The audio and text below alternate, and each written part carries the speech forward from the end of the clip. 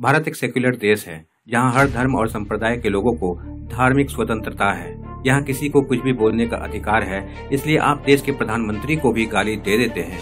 आप आजादी का नाजायज फायदा उठाते हैं और बहुसंख्यक धर्म के देवी देवताओं के बारे में हद्दी बातें करते हैं। क्या पाकिस्तान जैसे देश में लोगों को इतनी आजादी है? वहाँ 99% मुसलमान होने के बाद भी भारतीय परंपराओं और भारत के माहौल से दूर होकर क्या वो लोग आपसे ज्यादा खुश हैं? पाकिस्तान के पंजाब और सिंध प्रांतों में अहमदिया मुसलमानों पर ईद न मनाने का दबाव बनाया जा रहा है। मीडिया रिपोर्ट के मुताबिक पुलिस उन्हें धमकाकर जबरन हलफनामे भरवा रही है कि ईद मनाने पर 5 लाख रुपए जुर्माना लगेगा। हाल ही में पाकिस्तान के सक्कड़गढ़ में जब एक अहमदिया का जनाजा कब्रिस्तान की तरफ जा रहा था, तब उसे रास्ते में ही रोक दिया गया। फिर काफिर कहकर उसके ताबूत में आग लगा दी गई और ये सब वहाँ आम बात है। ये पाकिस्तान में शकरगढ़ में एक हमारी अहमदी को इस ताबूत में रखा गया था और इसको बीमार जहन वाले जो हमारे मुसलमान भाई हैं वो इसको जला रहे हैं और साथ साथ ताजदार खत्म नबूवत के नारे लगा रहे हैं।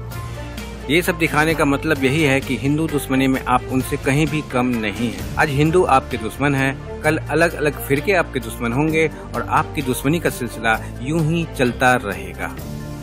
अल्लाह के सच्चे आशिक इब्राहिम के बलिदान को याद करके हर साल बकरीद मनाई जाती है, जिसके बारे में सबको पता है। पर क्या आपने इब्राहिम के दिल में जो प्रेम था उसको समझा, उनके बलिदान को अनुभव किया? जानवर को हलाक करने की हमें इजाजत नहीं है। कोई मजबूरी हो तो ठीक है, तो मजबूरी क्या है कि गरीब को गोश्त खिलाना। तो गरीब क्या है, मेरी मजबूरी है ही नहीं है। मुझे कौन से डॉक्टर ने कहा कि गोश्त खाया करो? मेरी मजबूरी तो आटा दाल राशन है, बिजली का बिल है, गैस का बिल है। पर कुर्बानी भारत, बांग्लादेश और पाकिस्तान के मुसलमानों के लिए आज सिर्फ हिंदुओं को ठेस पहुंचाकर खुश होने और दिखावा करने के अलावा कुछ नहीं रह गया है।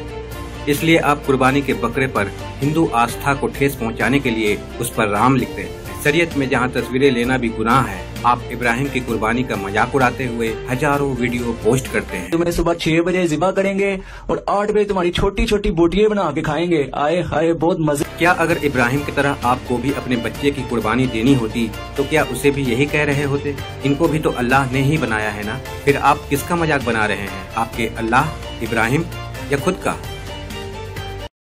तुम्हें पता है कयामत वाले दिन जब अल्लाह ताला मुझसे पूछेंगे ना कि तुमने अपनी सबसे पसंदीदा चीज कौन सी कुर्बान की मेरे लिए, कि तुमने अपनी सबसे पसंदीदा चीज कौन सी कुर्बान की मेरे लिए, तो मैं तुम्हारी तरफ इशारा कर दूंगा इंशाअल्लाह। क्या वाकई 4 दिन पहले लाया गया कुर्बानी का जानवर जिसे आप जबाह करने के बाद बड़े चाव से खाएंगे, ये आपके लिए सबसे अजीज है? अगर किसी खास की कुर्बानी को एक सुन्नत भी मान लें तो उसे खाने के बारे में कैसे सोचा जा सकता है?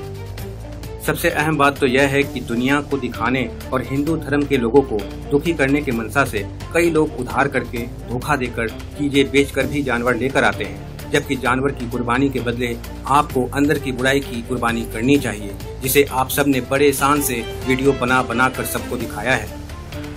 उस पर बेशर्मी यह है कि जिस जानवर को पता है कि कल उसके गले पर छुरा चलने वाला है, आप उसके आंसुओं और तकलीफ का भी मजाक बनाने से बाज नहीं आते और वीडियो पर लाइक्स बटोरने के लिए झूठ बोलते हैं। कुर्बानी की रात जानवर क्यों रोता है? नाजरीन, बाज उलमा के मुताबिक कुर्बानी की रात जानवर को हजरत इस्माइल अलैहिस्सलाम की कुर्बानी याद आती है।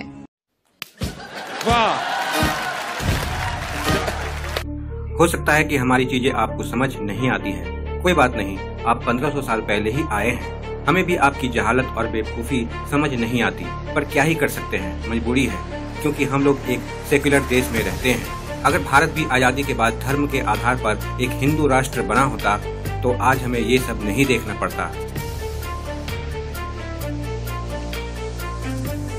पर जैसी आप लोगों की हरकतें हैं, उससे लगता है कि ये भी जल्द हो ही जाएगा। मुझे समझ नहीं आता है कि ये सब करके आपका मकसद अल्लाह को खुश करना होता है या हिंदुओं को दुखी करना, क्योंकि कुर्बानी करना फर्ज है ही नहीं। आप ये सब सिर्फ दूसरों के धार्मिक आस्था को ठेस पहुंचाने, परेशान करने और मांस की बोटियां नोचने के लिए करते हैं। मैं तो यही जानता था कि आपके किताबों में लिखा है कि किसी के धर्म का मजाक मत बनाओ, वरना वो आपके धर्म का मजाक बनाएगा। पर आप लोग हिंदू धर्म का हर दिन अपमान करते हैं और हमारे भावनाओं को ठेस पहुँचा रहे हैं।